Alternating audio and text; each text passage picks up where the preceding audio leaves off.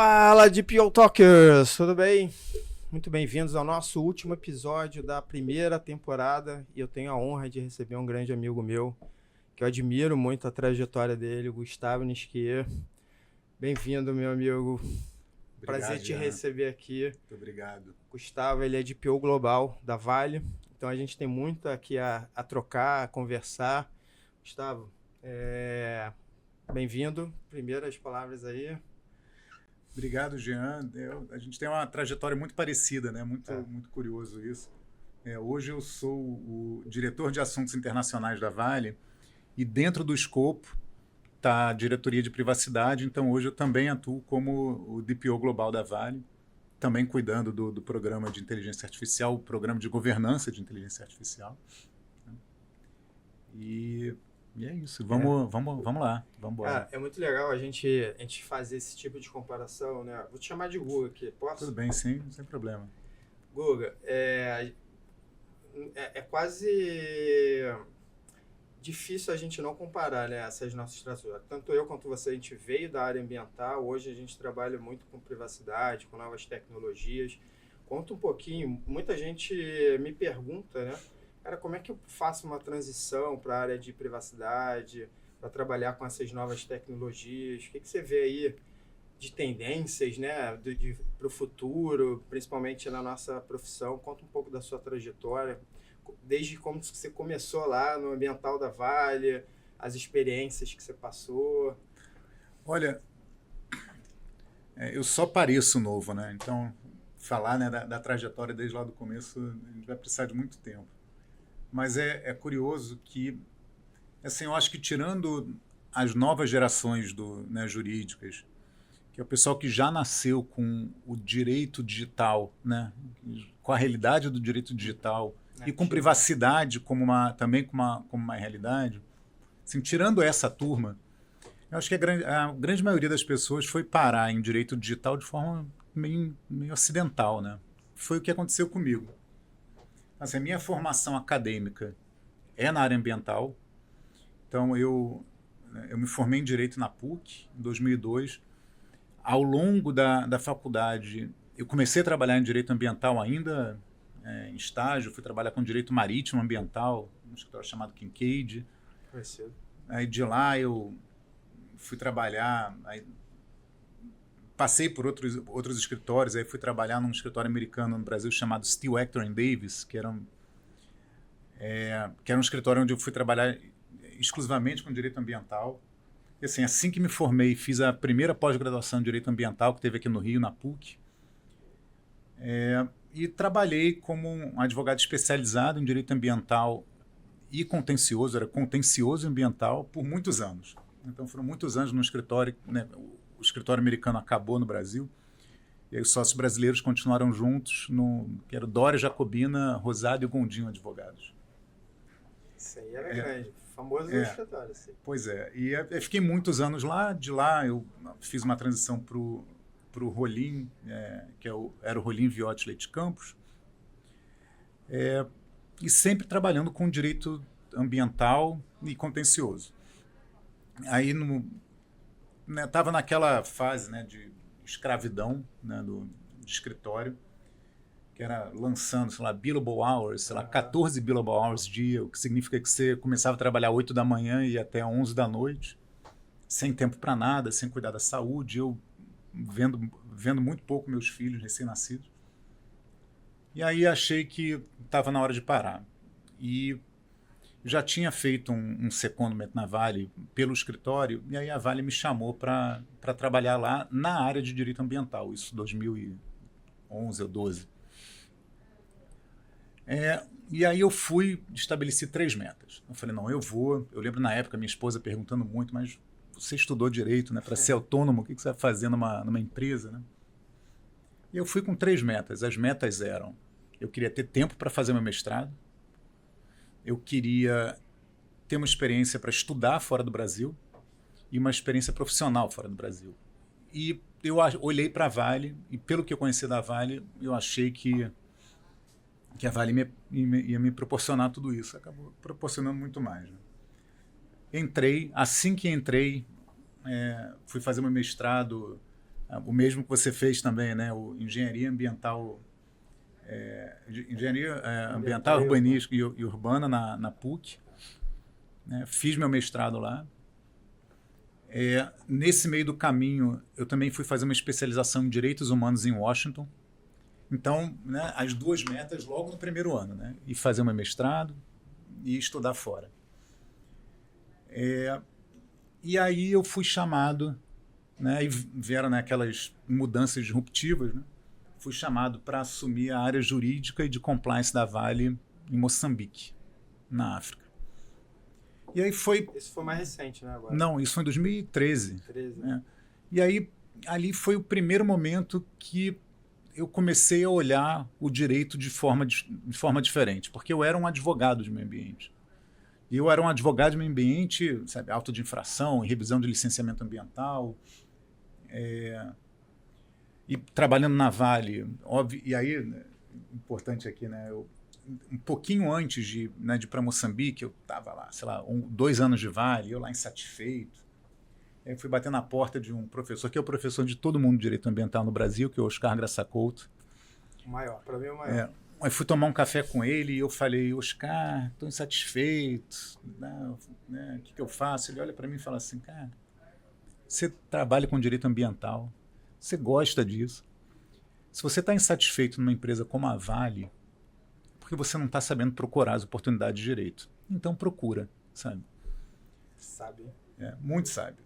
E aí ele deu essa sacudida, aí na época eu acabei ajudando a construção da área socioambiental, que foi a gente trouxe, né, o componente indígena e o componente social para dentro da área ambiental também, jurídica, né? Então foi um período muito rico, né? De muita construção, não tinha ninguém escrevia sobre o assunto. Aí eu escrevi, né, a minha dissertação de mestrado foi sobre o FIPIC, que era o Free Prior and Informed Consent, o consentimento de comunidades indígenas em processo de licenciamento ambiental. Aí também tem uma história maravilhosa. Mas enfim, se me deixar devagar, eu vou embora. Vai lá. Histórias a gente volta, mas deixa essa anotada. E aí o que aconteceu foi... Então, fiz meu mestrado, continuei na Vale e veio o convite para me mudar com a família para Moçambique. E aí empacotei, né, as coisas, fui... Você foi 2 vezes para Moçambique? Foi? Não, uma vez para Moçambique, 2 anos. Empacotei tudo, fui para Moçambique com um plano de ficar, sei lá, 4, 5 anos em Moçambique e depois fazer um sabático, né, na Indonésia. Era esse o plano. Tinha uma escola na Indonésia chamada Green School, que é uma escola maravilhosa de sustentabilidade, então era esse o plano. Fazer um pé de meia, depois fazer um sabático na Indonésia. Coisa de quem tem 30 anos de idade. Aí foram 2 anos incríveis lá. A experiência profissional fenomenal, assim, morar na África, estar no país que tem o 8º pior IDH do mundo e levar um projeto em que a gente vê na prática, assim, você vê de verdade o impacto né, de projetos de desenvolvimento. Tem um livro maravilhoso chamado Development as Freedom, que fala sobre, né, o desenvolvimento como um elemento libertador dos povos. E eu vi isso acontecer na prática. Então foi um período muito transformador e, né, morar na África, no país com o 8º pior IDH do mundo, é transformador. Né? E aí, passado isso, né, eu tinha expectativa de ficar 5 anos lá, quando um dia, né, eu recebo uma ligação sobre a história de um rompimento de uma barragem no Brasil. E foi o acidente da Samarco. Né? E aí me ligaram falando, Gustavo, faz sua mala e pode voltar para o Brasil. E eu voltei para o Brasil para assumir o contencioso ambiental, civil, criminal, trabalhista, inclusive, da Vale. Então, voltei no... O maior caso de contencioso da história do Brasil, né? No mundo, eu acho. Mas eu voltei para assumir o contencioso como um todo. Tá? O contencioso da Vale como um todo. Foram 4 anos à frente da área. Foi um período muito, muito duro, muito difícil, assim, muito muito doloroso, que eu me questionava muito o meu papel, né? Acho que todo mundo que trabalhava na Vale na época se questionou demais. Aí atuei lá na construção da Fundação Renova, no primeiro TAC que foi assinado, que construiu as bases para esse acordo que foi assinado agora. 4 anos à frente da área, e aí começou de novo a me dar aquela comichão de tá na hora de mudar. E aí, antes de nascer o Quero Sair Daqui, eu lembrei do Oscar Graça Couto me falando: se você está numa empresa como a Vale, não está satisfeita, que você não está sabendo o que procurar. E aí eu ouvi falarem da Indonésia. Não, a gente tem uma operação grande na Indonésia, e estavam falando, está com problemas jurídicos A, B, C e D lá. Eu olhei para um lado para o outro e falei: opa, eu quero. Me apresentei lá na época para o consultor geral. Falei: eu vou. E ele falou: sério? Cuidado com o que você deseja, né? Na semana seguinte eu já estava, né, pegando visto para fazer a viagem de reconhecimento. Isso foi lá para outubro. Então, em outubro eu aceitei a offer, vou para a Indonésia, fui, conheci, vi onde ia morar, negociei, minha família ia morar em Bali, eu ia morar em Jakarta, ficar fazendo esse vai e vem, que a gente, né, foi para a Green School, a gente, nessa escola que a gente queria lá, que a gente falava em Moçambique, estava lá. Uns 10 anos de atraso. 10 anos de atraso. Aceitei a proposta. Eu ia no começo de março e aí, em janeiro, teve Brumadinho. Teve um acidente de Brumadinho. E esse foi, assim, acho que o momento, acho que mais duro da minha carreira até hoje, que aí sim me questionar demais, né? Assim, para quem não viveu o horror que foi Brumadinho, é difícil até explicar o que é a gente perder 270 e tantos colegas num acidente que, além de ser um dos maiores acidentes ambientais da história da mineração, o segundo só perdendo para Samarco. Foi o maior acidente de trabalho da história, também aqui no Brasil. E eu fiquei à frente da sala de crise jurídica aqui no Rio. E foram 3 meses que eu não vi meus filhos, eu chegava às 5 da manhã, saía 2 da manhã, fiz uma cirurgia durante o período em que eu, no dia seguinte da cirurgia, já estava de volta no escritório. Assim, e foi uma fase muito dura, e aí eu lembro sentar com o meu chefe, em março, e falar: olha, Alex, o que eu faço? É para a gente cancelar a ida? Ele falou assim: Gustavo, não me leva a mal, não. Não me leva a mal. Não entenda mal o que eu vou dizer, mas para o que você faz aqui, eu encontro 1 ou 2. Mas maluco para ir para a Indonésia, eu só conheço você. Pois é, bom. E aí eu fui para a Indonésia, me mudei para lá e foram também pouco mais de 2 anos até a pandemia, até o começo da pandemia, que, de novo, o plano era ficar 4 anos. E aí, depois de lá, me mudar para o Canadá e tal. Aí fui com meus filhos.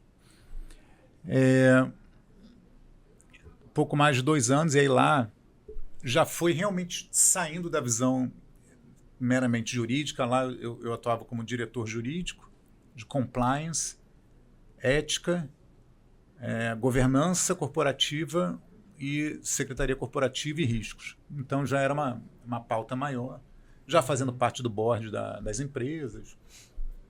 Então foi quando eu realmente entrei na governança das empresas, lá na Indonésia e algumas outras na Ásia. E foram um pouco mais de 2 anos com esse plano de ir lá para o Canadá. Aí vem pandemia, de novo mostra que você pode planejar o que quiser, mas, né, mas a gente tem muito pouco controle. Aí voltei para o Brasil. Fiquei ainda no Brasil trabalhando pouco mais de 1 ano no fuso horário da Indonésia. Aqui, né, trabalhando aqui no fuso horário da Indonésia. Enfim, aí os filhos estudando lá. Estilo de vida também, né?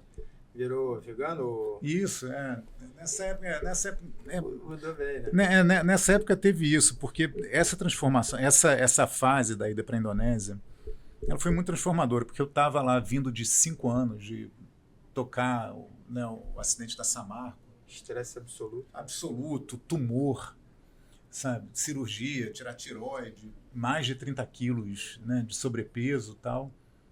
E aí eu falei, cara, chega. Comecei a focar na saúde, perdi os 30 quilos e virei vegano e fiquei vegano muitos anos. Hoje eu voltei a comer carne, mas mais por questão de... Eu tinha muita dificuldade para ajustar para ajustar minha alimentação, porque eu faço muito esporte, ando muito de bicicleta. Estava faltando. Mas, enfim. Aí voltei para o Brasil, fiquei aqui no Brasil, né, trabalhando ainda na Indonésia. O plano era, então, ir para o Canadá no final do ano, e meus filhos ficaram 1 ano estudando, primeiros 6 meses estudando no fuso horário da Indonésia. Em julho não tinha muito o que fazer, né? A gente não sabia se era para botar eles na escola ou não sabia, a Indonésia estava fechada, não dava para voltar. Aí eles voltaram para a escola onde eles estudam hoje, né, que é o Eliezer. Muito boa escola, por sinal. Muito boa escola, por sinal. E aí o Eliezer voltou presencial, e eu estava morando em Teresópolis, lá no sítio em Teresópolis, a gente volta para o Rio, e aí as crianças começaram a se adaptar, crianças, né? Tinham 15 anos na época, e 12, começaram a se adaptar de novo. E eles falaram, olha, e aí veio a notícia que eu ia para o Canadá no final do ano, em dezembro. Sentei feliz para anunciar para a família, olha, então é Canadá, estamos indo para o Canadá. Meus filhos olharam e falaram assim, pode ir para onde você quiser, para a gente acabou. Chega, não sai do Brasil, não queremos mais. Foi um momento muito difícil, né? Eu vinha trabalhando para aquele momento. E aí, quando meus filhos falaram que não iam, eu conversei muito com a minha esposa e a gente chegou à conclusão que é tudo pelos filhos, é tudo pela felicidade da família. Eu peguei o telefone, liguei para o meu chefe, eu falei que ia ser longo. Né? Liguei e falei, olha, Alex, desculpa, eu estou vendo o que está acontecendo na empresa agora, no meio da pandemia, sei o que isso significa, não tenho mais como ir para o Canadá.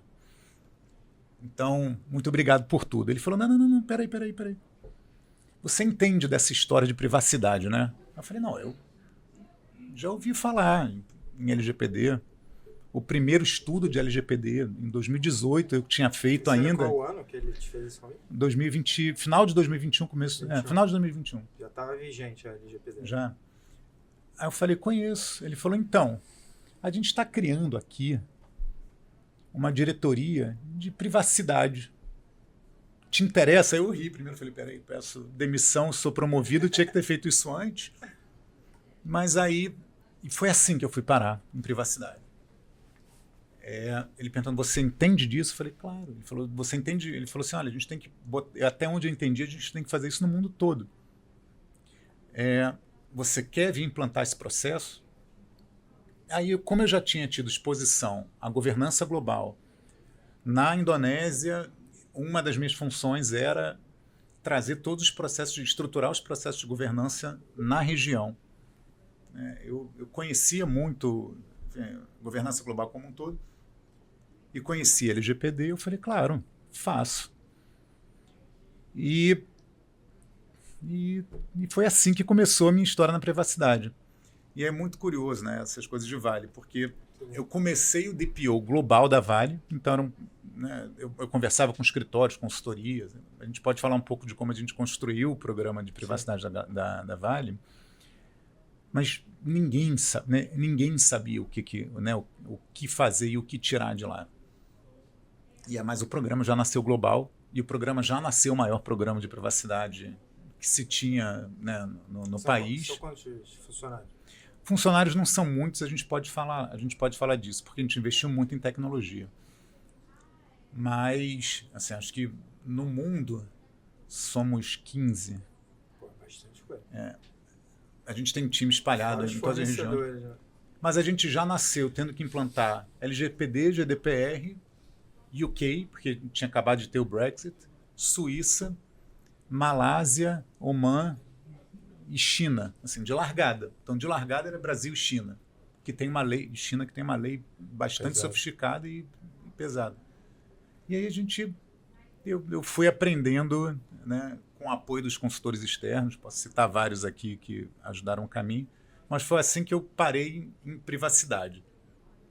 E aí a gente pode continuar falando depois um pouco sobre o resto da jornada, que aí entra Trade Compliance, que é sanções internacionais também, né, que foi já que a gente criou a área de privacidade, você também não quer cuidar de Trade Compliance, que é sanções internacionais e controle de exportação, né, porque eles olharam, isso é um processo de governança global. Eu falei, claro. E também veio o programa de compliance com sanções internacionais. Eu falei, bem, já que você está cuidando de Trade Compliance e privacidade, você não quer cuidar também não acha que faz sentido cuidar do nosso programa de Corporate Affairs Global? Então, assume a área de Corporate Affairs Global. Então, hoje vai acumulando. Então, hoje a gente tem uma diretoria de assuntos internacionais que cuida dos programas globais de privacidade, e hoje privacidade e IA, né, que é governança de privacidade e governança de IA, Trade Compliance, que é sanções e controle de exportação, e Corporate Affairs. Assim, é isso que eu estou fazendo hoje. Ouvindo a sua trajetória, né, eu percebo, e é uma ideia que eu tenho hoje, que vem se consolidando cada vez mais, principalmente quando a gente pega a agenda SG, né, eu encaro a agenda SG muito como uma agenda de identificação e mitigação de riscos. E aí você tem as três verticais, né, ambiental, social / trabalhista e de governança, compliance, onde entra a privacidade, né? E eu vejo a necessidade de você ter profissionais jurídicos, advogados, capacitados para atuar nessa agenda, né? Para serem protagonistas. E você não tem hoje, pelo menos é o que eu vejo, não é uma tendência dos profissionais terem uma atuação holística necessária para ocupar esse cargo. Como você hoje tem, como eu me vejo tendo também, né, onde você precisa ter uma atuação mais generalista, entendendo bastante coisa, sendo o ambiental até um aspecto mais regulatório, mas você tem que ter um aprofundamento mínimo, né, em todas essas outras matérias. Como é que você vê essa formação desse profissional jurídico? Eu entendi aqui que na sua trajetória nada foi sorte, né, muito trabalho, mas que as coisas foram acontecendo naturalmente. Mas será que hoje o profissional ele precisa buscar ter essa formação mais holística, ou hoje ainda o mundo é dos especialistas? Olha, eu acho que existe o espaço dos especialistas e existe o espaço, né, da visão holística, né? Existe o espaço para tudo, mas tudo depende do que você quer para a sua carreira, né? Primeiro, assim, eu acho que um mito que tem que cair é de que o DPO é um cargo jurídico. Não é. Tá? Não é. Eu, com a visão que eu tive de governança e com tudo que eu aprendi ao longo dessa trajetória de criação de programas de compliance, a minha visão é que o programa de compliance não é um programa jurídico, per si. Tá? Compliance é sobre processo, controle, auditoria. Processo, controle, KPI, verificação. É isso. Isso é um processo de compliance. O conteúdo jurídico do processo de compliance ele pode mudar. Mas por trás o que você tem é processo, controle. Norma, controle. Pode ser feito por um advogado, um economista. A norma pode ser feita pelo advogado, mas você ter conteúdo jurídico não te habilita a gerir um programa de compliance. A gestão de um programa de compliance é uma gestão administrativa. É uma gestão de processo, controle, auditoria. Gestão de risco não é entender o risco jurídico. Entender o risco jurídico é talvez o elemento, não vou dizer o menos necessário, mas é menos necessário do que a gestão do dia a dia de uma planilha de tarefas. Entendeu? Então, assim, eu acho que se você quer se habilitar a ser um DPO, conhecer o conteúdo jurídico, óbvio que é importante. Você não pode ser um DPO se você não entende privacidade. Mas é muito mais fácil você aprender, você contar com o apoio de terceiros, escritórios jurídicos, etc., para te dar o conteúdo jurídico daquele ponto que você pode não ter certeza. Sabe qual é a base jurídica aqui? Dar o fundamento teórico de algum ponto que você tem uma dúvida, você contar com apoio para isso, do que você contar com apoio na gestão do dia a dia do seu programa. E assim, tanto que assim, hoje a DPO substituta da Vale é uma técnica de TI. Assim, ela, né, a formação dela é do meu time, ela é gerente de privacidade, e a formação dela é TI, não é jurídica. E talvez entenda de privacidade mais do que 90% dos advogados que trabalham com o assunto. Mas ela não precisa conhecer o detalhe jurídico. Para isso, ela tem os advogados do time, né, que orientam. Mas você não vai ser um bom diretor ou gestor de programa de compliance, seja ambiental, seja de privacidade, seja de trade, se você não souber processo, controle, auditoria. E mensuração de KPIs. Né? Exatamente, KPIs. Processo, controle, KPIs. Mas falando... É interessante a gente ver hoje que acho que a gente está numa transição também no mercado, principalmente em razão da Resolução 18, né, da NPD, que trouxe a regulamentação da atividade do DPO. Ele trouxe a caracterização ali, né, da impossibilidade de você acumular funções que podem te levar a um conflito de interesse. Tá? E muitas das empresas, talvez a Vale se encaixa nesse cenário, acumulam, né, a função de DPO com jurídico ou com compliance, quando muitas vezes, não estou falando que é o caso de vocês, a privacidade, a decisão em pró-privacidade não acontece. Né? Então, logicamente, outros interesses mais estratégicos prevalecem. Então, como é que vocês estão vendo essa transição até para se adaptar a essa questão da Resolução 18? Não, se é que vocês vão fazer? No meu caso... Até porque vocês têm a substituta. Né? Não, no meu caso assim, é bastante simples. Assim. A gente tem uma diretoria específica de assuntos internacionais que cuida só das questões de gestão de programas de compliance internacional. O Trade Compliance, ele é um compliance de venda. Tá? Ele não é jurídico. Então, assim, a gente teve o cuidado de não deixar privacidade com qualquer área que pudesse ter conflito de interesse. Então, a gente estudou com muito cuidado, a gente teve parecer de escritórios tanto no Brasil como no exterior, e a gente pode falar um pouco desse desafio, né, de estar em várias jurisdições, mas a nossa avaliação final foi de que não há conflito de interesse entre o Trade Compliance, relações externas, né, que são relações internacionais, e privacidade. Com jurídico, com RH, com área de suprimentos, isso com certeza teria, porque você lida com dados de centenas de milhares de pessoas. Mas no Trade Compliance a gente ficou bastante tranquilo que não há conflito de interesse. Mas voltando para a gente... Mas só para te dizer, então, só em relação a isso, né, como se adaptar, eu acho que isso entra na questão do DPO entender que esse foi um elemento chave aqui da minha atuação, de entender qual é o papel do DPO. Porque quando o DPO entende seu papel, o conflito de interesse deixa de acontecer. E aí eu te falo, né, pode parecer uma discussão semântica, mas eu não sou DPO da Vale. Eu sou DPO na Vale. Isso não é uma discussão semântica, que não é uma questão semântica para mim. Porque a Vale não tem DPO, a Vale não tem dado pessoal para proteger. Sabe? Eu sou DPO na Vale e os interesses que eu atendo na Vale são dos funcionários da Vale. Então, a quem que eu devo a minha lealdade no meu cargo de DPO?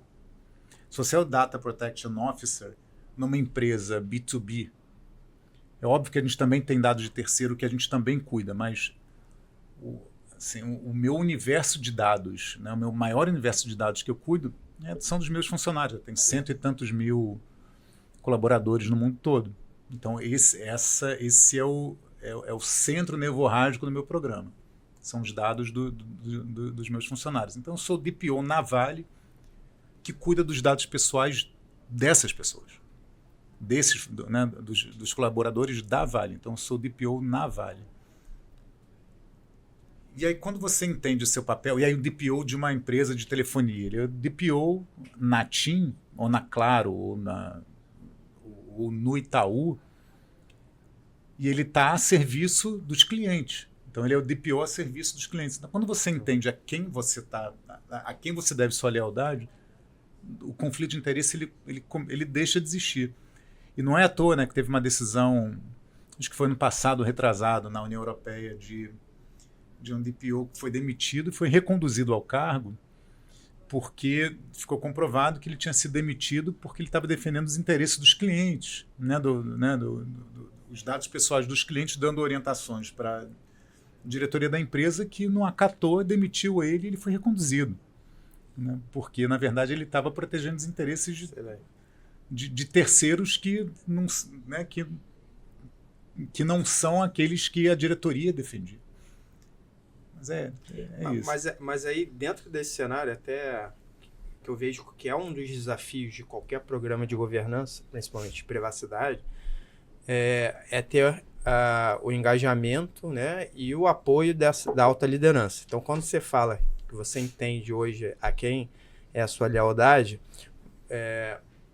muitas vezes pode contradizer o interesse, né, dessa alta liderança, do conselho, né, da Vale, por exemplo, o qual o DPO ele precisa reportar muitas vezes.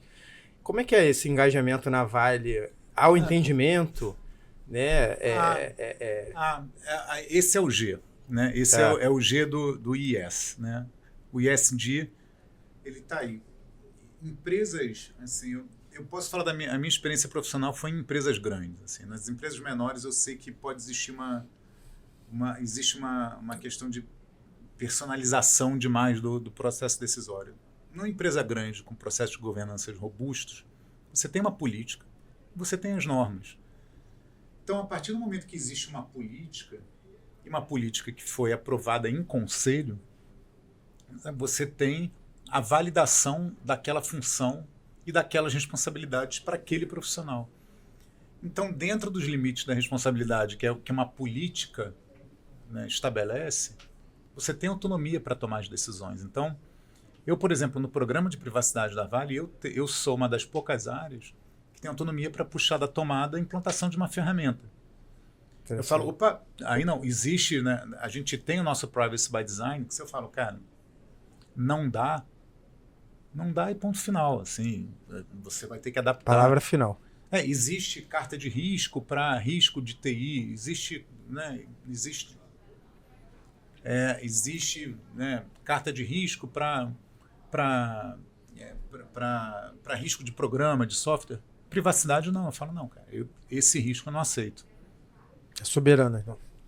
Mas eu acho que, assim, de forma geral, como é soberano a decisão do diretor de meio ambiente em algum assunto que diga respeito na questão ambiental, como é soberana a decisão jurídica em algum aspecto que envolva uma questão jurídica. Mas, de forma geral, quando você tem processos de governança robustos, a própria governança da empresa ela te autoriza a tomar a decisão que precisa ser tomada. Perfeito. Então, óbvio que... E eu acho, assim, o sucesso de um programa de privacidade é o programa de privacidade que constrói a solução, né? O programa de privacidade não é aquele que vai falar, não, você não pode fazer. Como fazer. Né? Como fazer.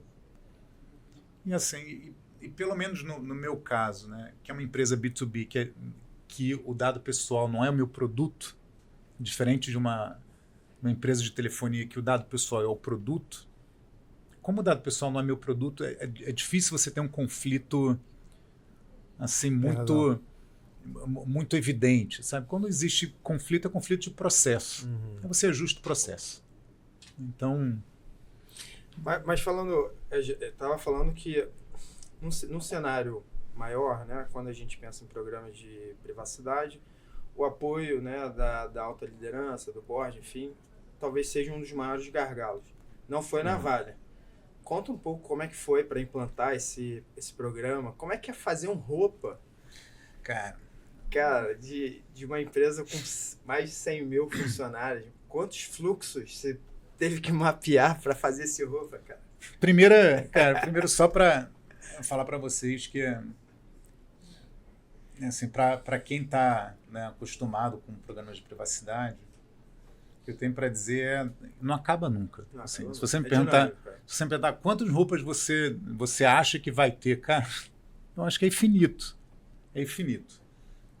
Mas assim, o processo ele começou em 2018, na verdade 2019, como um programa multidisciplinar, todo mundo, né, tem privacidade, o que faz? Aí juntaram todas as áreas, uma pessoa da área de suprimentos, uma pessoa da área de RH, uma da área jurídica, e relações trabalhistas e comercial, foram construindo, né, a gente contratou uma Big Four, que entrou para fazer uma avaliação e fizeram um roadmap, lá um plano de ação para implantar o programa de privacidade.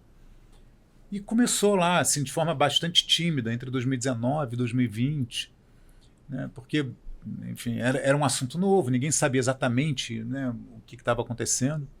E aí foi em 2021 que a gente entrou como programa para valer, né, quando teve a nomeação do DPO. Né, a gente já tinha esse programa multidisciplinar, mas a gente nasceu como área. Então, assim, a gente começou... Eu acho que como começou o mercado inteiro, que eu acho um grande erro do começo de um processo de privacidade, que é começar mapeando sem parar. Então vamos mapear, você começa a fazer coleção de roupa, né? Mapeia. E de repente você se vê lá com 500 roupas numa planilha Excel, olha para aquilo e fala, cara, o que eu faço com essa informação? Então, aí a gente parou tudo e falou, não, para. Vamos criar processo, vamos criar norma. Então a gente criou, assim, o que a gente faz? A gente criou processos em que a gente faz o roupa, os planos de ação, a definição de plano de ação, etc., numa tacada só. A gente fez a implantação de ferramenta, a gente usa o OneTrust. É o melhor do mercado, né? É uma das melhores, com certeza. É uma ferramenta muito robusta.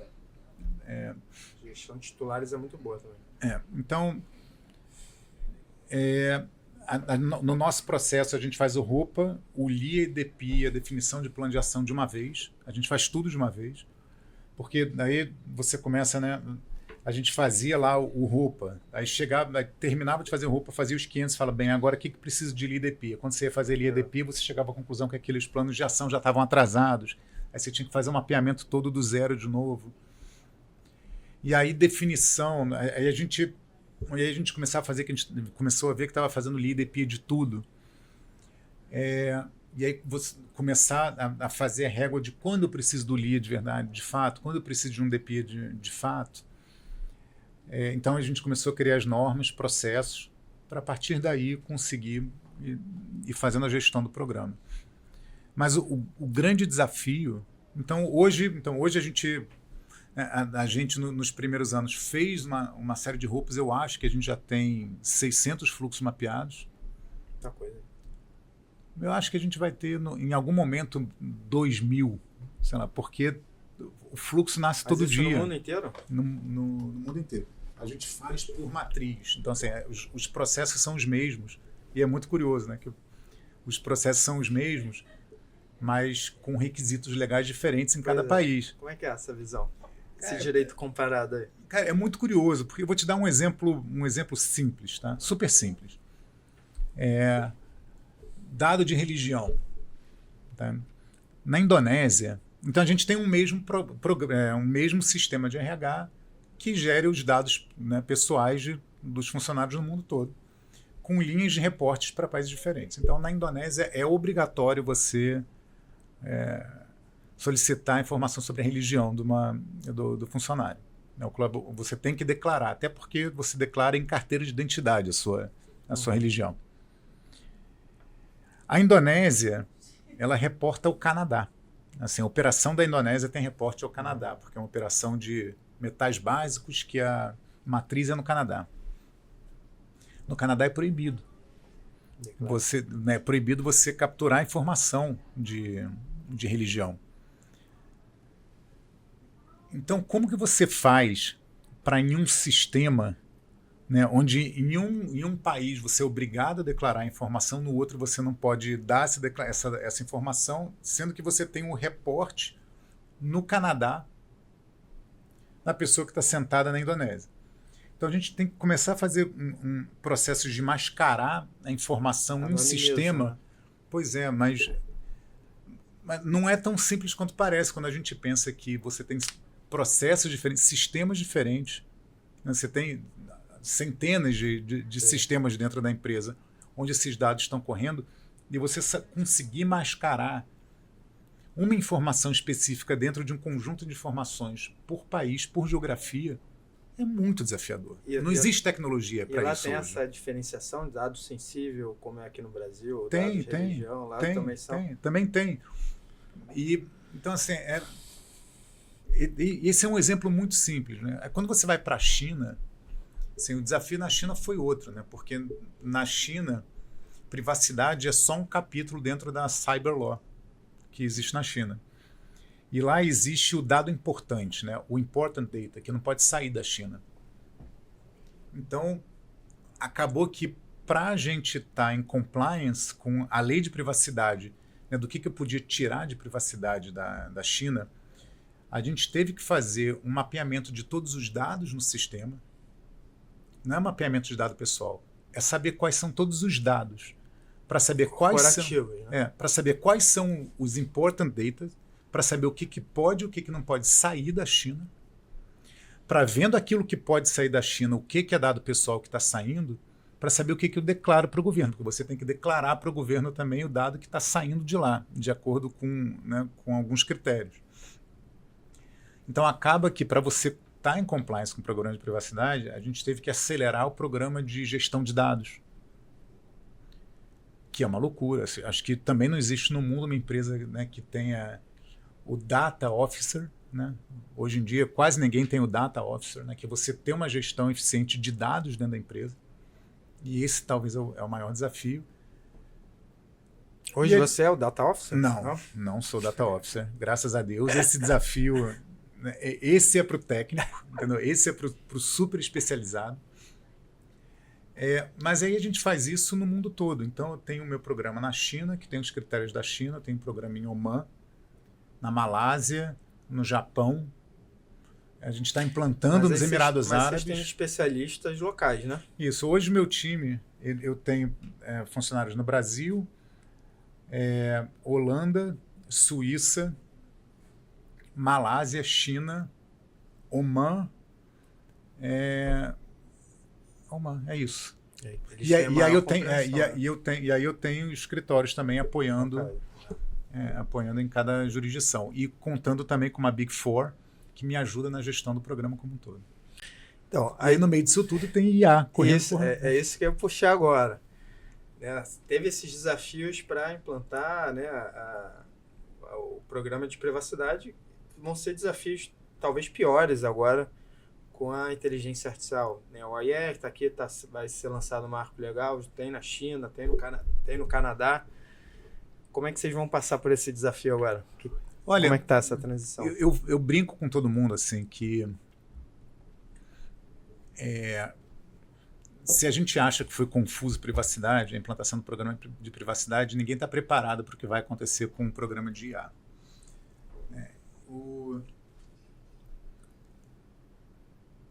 Assim, eu acho que a primeira pergunta é onde senta, né, a cadeira de IA. Eu acho que é junto com a cadeira de privacidade, né, quando eu falo de governança. Mas aqui no Brasil isso está definido por lei, lá fora não, né? Pois é, eu acho, mas é muito curioso o desafio, porque privacidade você fala menos dado. IA você fala mais dado. É verdade. Né? No IA, a sua busca é por trazer a maior quantidade de dados possível para dentro do sistema para que ele possa avaliar da melhor maneira possível. Privacidade, você fala, cara, menor quantidade de dado possível, né, para que eu tenha o menor risco de exposição. Então, assim, eu acho que o DPO ele tem uma visão muito clara de quais são os limites. Ele consegue fazer esse equilíbrio de forma assim, bastante clara. E acaba que, de novo, processo, controle, KPI e processos auditáveis, né? O processo de governança de IA, ele não há diferença de um privacy by design. E é aquela coisa, né, do advogado gostar de dar nome, né, pode dar nome latino. Nome sofisticado para um processo que é um processo super conhecido para advogado, né, que é o privacy by design não é nada mais do que um parecer prévio. Né? Vamos avaliar, sabe? Vamos fazer uma avaliação prévia né, para eu te ajudar a construir a solução. E o processo de governança de privacidade, para mim, nada mais é do que um privacy by design, que é o AI by design. É entender o que está sendo feito, é ter um processo claro para entender se você está cumprindo os requisitos técnicos, se você cumpre os requisitos legais, você criar uma norma, padrão, procedimento, ter certeza que você não tem viés, etc, etc.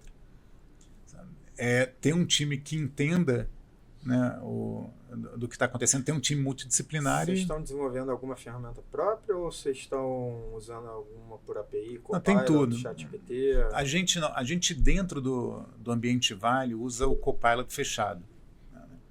A gente não usa ChatGPT, né? A gente usa o Copilot, que é a ferramenta homologada. E existe uma série de ferramentas homologadas. A gente já usa IA em dezenas ou centenas de aplicações. Então, a IA está avançando muito rápido em áreas diversas. A IA transformou a área de suprimentos, está transformando a área de suprimentos, transformando a operação. A gente a gente já tem operações autônomas, de caminhões autônomos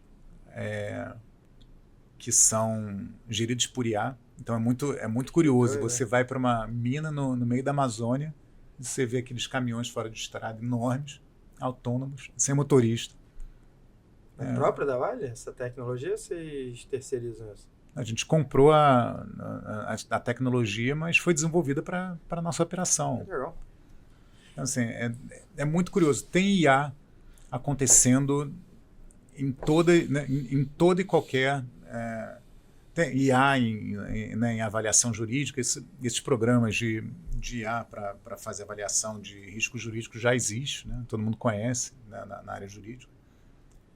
E aí, o programa de governança de IA nada mais é do que o Privacy by Design, que ele cola no Privacy by Design e a gente corre Vocês já fizeram um código de ética de IA? A gente já lançou formatado? A gente já lançou. A gente lançou, inclusive, tem 2 semanas que a gente lançou um manual de IA, que a gente fala sobre aquilo, o que pode, o que não pode fazer, o que a gente recomenda, né, como fazer o uso de uma ferramenta de IA, né? Tá bem divertido. Usou Legal Design, não? Oi? Usou Legal Design? Claro, né? Não pode deixar de fora. Não pode deixar de fora. Guga, quando a gente pensa, né, na Vale como uma empresa tradicional, né, de commodities, basicamente, como é que você vê essa transição? E você tá lá na Vale que é mais de 20 anos, certo? Não, tem 14. 14. Mas vai chegar lá. Mas é bastante tempo. Mas nesse tempo que você está lá, como é que você vê essa transição da Vale, principalmente com apetite a essas novas tecnologias, né? A gente estava falando aqui sobre investimento em tecnologia de descarbonização, né? Então a Vale está investindo forte em novas inteligência artificial, quem sabe daqui a pouco até robôs aí para fazer a mineração. Já tem. Já tem? Aí, como é que você vê essa transição histórica, né, uma indústria, vamos colocar, conservadora, para uma indústria agora super inovadora?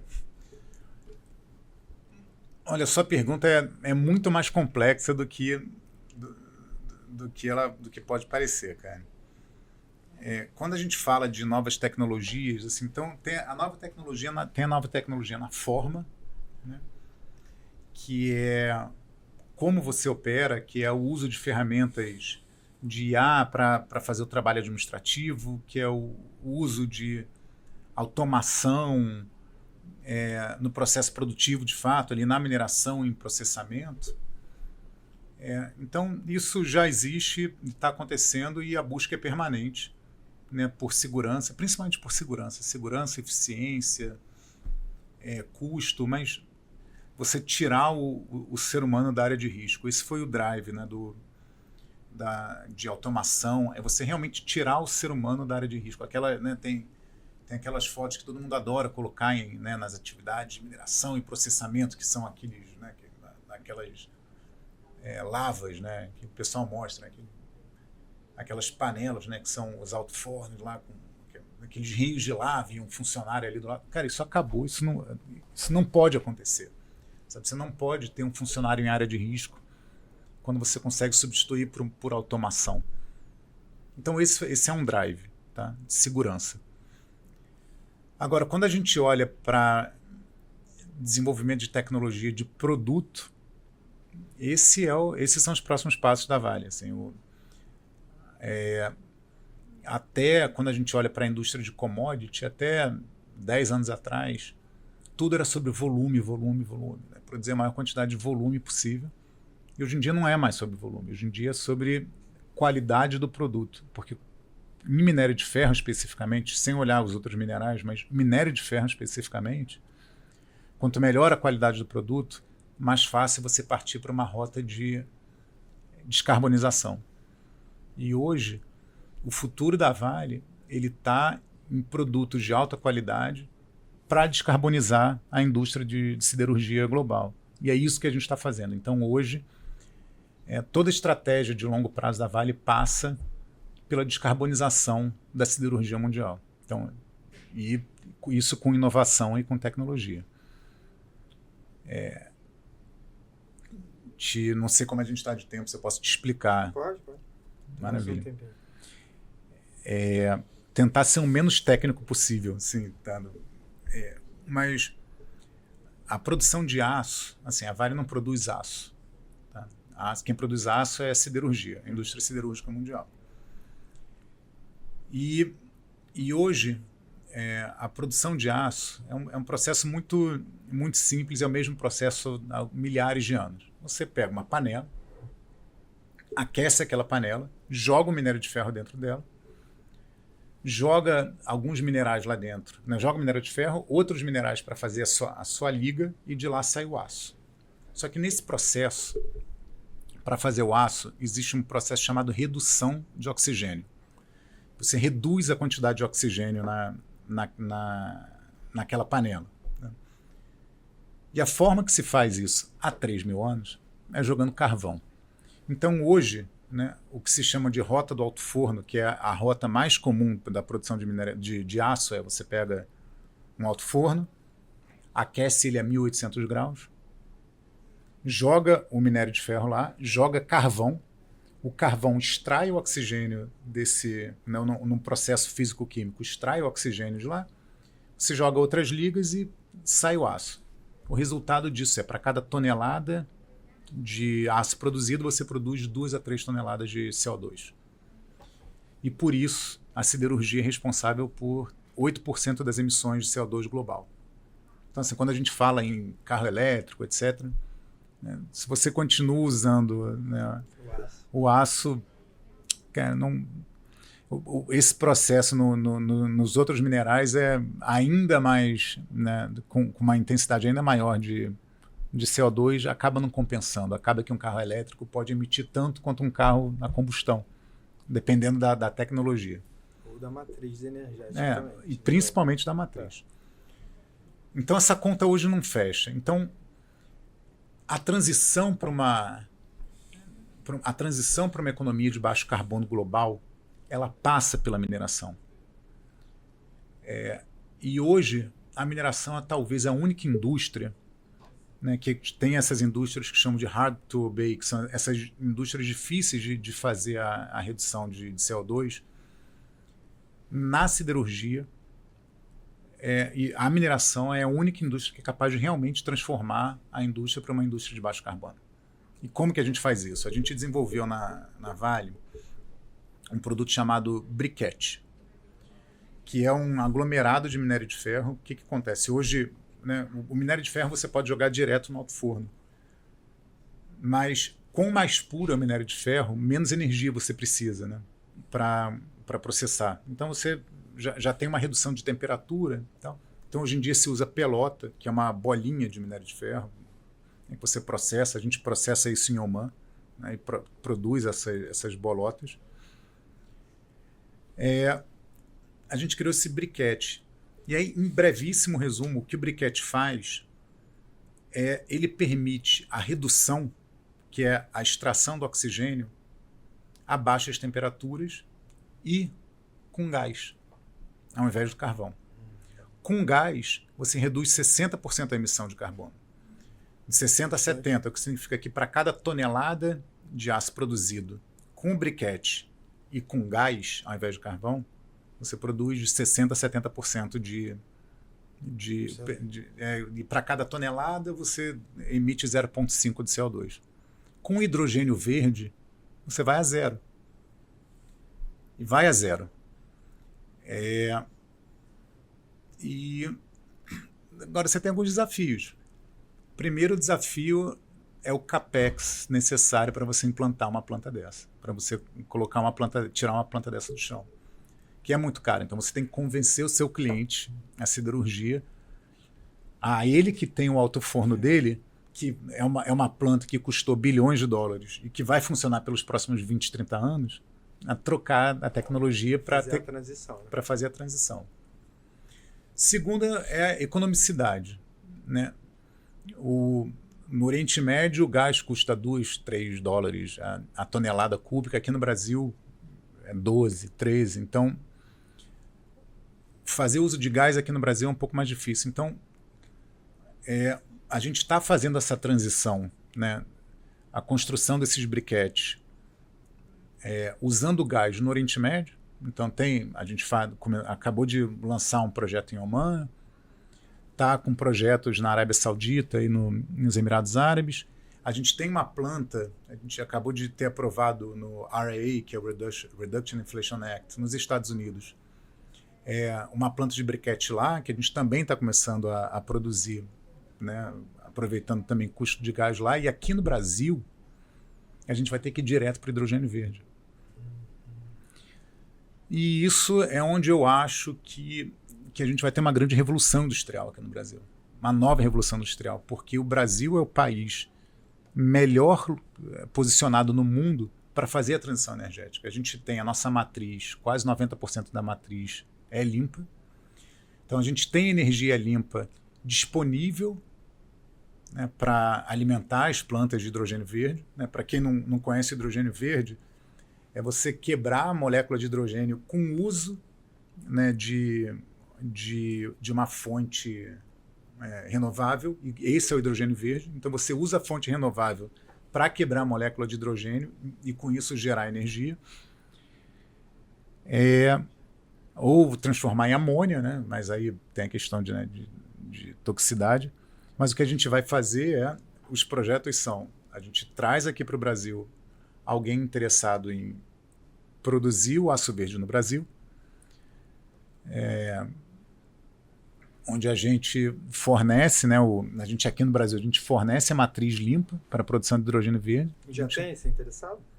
E a gente assinou MOUs com uma série de empresas, tem aí tem algumas notícias aí no jornal. Durante o G20 a gente anunciou alguns projetos em andamento e em estudo. E eu realmente acredito que o interessante é que esse tipo de projeto é o tipo de projeto que pode induzir a transição energética, né? Porque esses projetos eles são off-takers dessas grandes plantas de hidrogênio verde. E a gente realmente acredita que isso pode acontecer. Torna a tecnologia mais barata, né? Você transforma. Exatamente. E o que é bacana é assim, a gente gosta muito de reclamar do governo, mas nesse caso específico a gente tem que bater palma, porque a regulamentação do hidrogênio verde foi muito ágil. Foi muito rápido. Assim. O Brasil, a gente já tem um marco regulatório para hidrogênio. Sim. E ele foi aprovado muito rápido.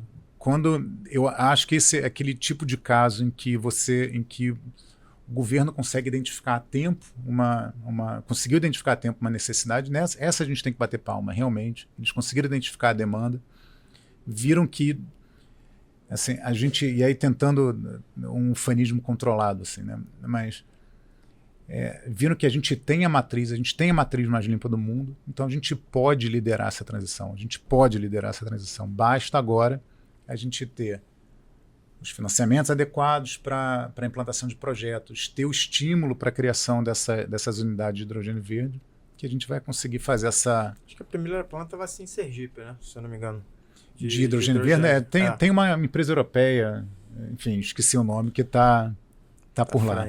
Está à frente. Guga, de fato, a gente está falando aqui, a gente falou de muitos assuntos, mas eu vejo 2 assuntos aqui que me chamam muito a atenção historicamente na nossa atuação profissional, e não só na atuação profissional, mas que me preocupam, sejam em termos de riscos corporativos, mas de riscos para a futura geração, que é a mudança climática e a inteligência artificial.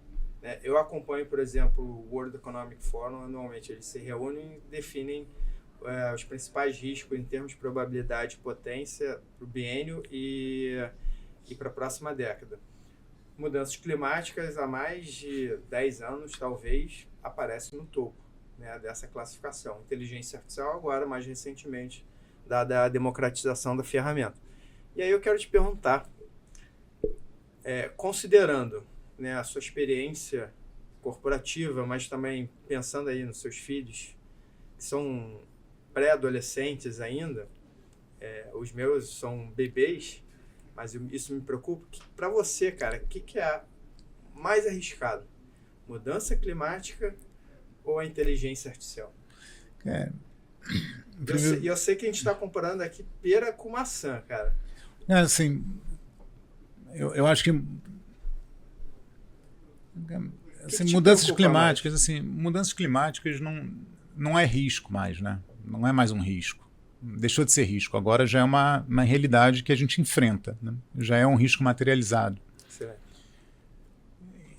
Então, assim, na mudança climática, assim, me preocupa muito com mudança. Eu me preocupo muito com mudança climática porque a gente já vê os efeitos e os efeitos acontecendo, né, na nossa cara diariamente.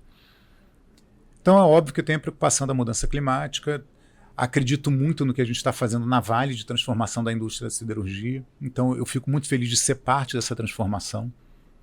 Assim, eu falo e vendo essa esperança, sabe, na China, na Arábia Saudita, em Omã, no Oriente Médio, na Índia. Eu viajo muito, eu tô junto de empresários e governos no mundo todo falando sobre isso. E existe uma preocupação legítima, e eu acho que nem a eleição do Trump agora vai conter esse movimento de descarbonização da indústria. Então me preocupa muito, mas eu acho que a gente está andando no caminho certo.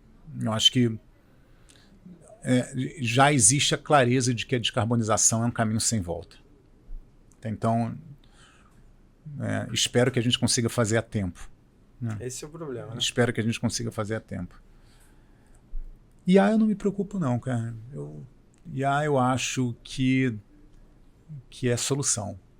Assim, é óbvio que a gente vai ter um impacto imediato. Existe impacto imediato na forma de trabalhar, existe impacto imediato em acessibilidade a emprego, tá? É possível, assim. Eu vejo isso acontecer. A gente hoje, ferramentas de IA são muito mais eficientes do que o ser humano em tarefas repetitivas diversas. Isso vai ter um impacto, né? Mas eu acredito na nossa capacidade de adaptação também. Tem muita gente que fala, né, que se teve uma coisa legal que o Steve Jobs fez foi olhar para a gente conseguir olhar para a tecnologia, né, sem o olhar do exterminador do futuro, né? Nós, filhos dos anos 80, né, a gente via, né, a máquina, né, como o exterminador que vem acabar com a gente. Steve Jobs veio mostrar que elas podem fazer parte da nossa vida de uma maneira construtiva. se a gente quiser. Aliás, a gente é da geração que participou de todas essas transições, né? Desde a era analógica para a era agora de inteligência artificial, né? A gente viu todas as transformações. Então, assim, é óbvio que a inteligência artificial... Eu estava ontem conversando com o nosso diretor de segurança da informação. Né, ele falando de que um problema que existe que hoje você pede... E eu fiz esse teste, eu fui no ChatGPT e pedi para ele me dar um código Python para uma operação qualquer. Eu falei, me dá um código aí para eu extrair uma base do SAP para fazer comparação de salário, tal. E ele dá o código está pronto. E eu nunca vi Python na vida, nem sei o que isso significa. Para mim, Python é Monty Python. E está lá o código. Que eu de alguma forma, posso fazer aquilo funcionar. Então, ele fala que o que ele me trouxe, ele falou assim, olha, a gente tem um problema de a gente tá criando uma geração um pouco preguiçosa, que perde a capacidade analítica. Né, que a partir do momento que você não sabe como fazer, se você só sabe fazer o prompt, você perde a capacidade de criticar também. Raciocínio. Né? E você perde a capacidade de crítica. E se você perde a capacidade de crítica, os incidentes começam a acontecer. Porque você coloca um código para rodar e você não sabe onde é que está o furo daquele código. Porque você tem que lembrar no prompt de falar, mas fecha aquela porta ali. Eu não quero que aconteça A, B, C, D. Você não consegue olhar aquele código e saber o que aconteceu. Prevenir, né? Então, eu acho que a IA ela tem esse lado ruim de fazer a gente pode deixar a gente mais preguiçoso, mas ela pode trazer tanta coisa boa também, cara. Não, ela é uma faca de dois gumes, né? Mas eu acho que o maior risco que eu considero é na transição da inteligência artificial forte. Quando ela tiver a capacidade cognitiva superior à inteligência humana.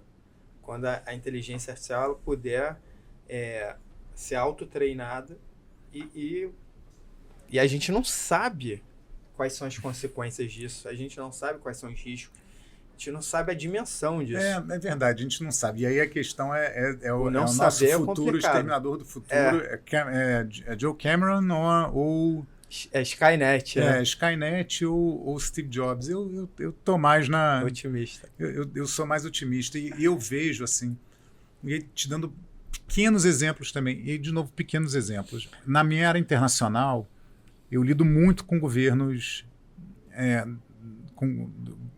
internacionais e inglês, e o inglês fluente, ele sempre foi um requisito não tinha como escapar. Básico.